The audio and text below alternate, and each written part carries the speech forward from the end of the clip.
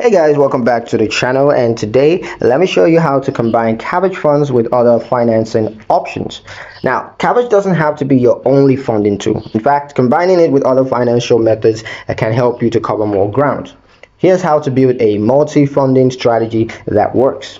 Step 1, know Kabbage's strength. Now, Kabbage is perfect for short-term flexible fundings.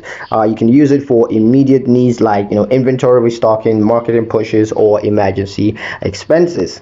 Step 2, paired with long-term financing. Now you're going to use traditional business loans or SBA loans for bigger long-term investments like equipment and property. Now this keeps your repayment timelines manageable.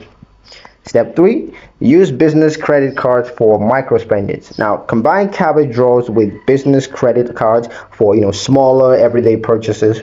This helps to keep your Kabbage line open for higher impact needs.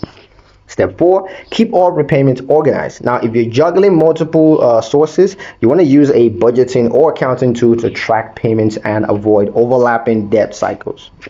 Combining Kabbage with other funding options gives you more flexibility and financial control. You want to make sure that you're taking advantage of this to the maximum.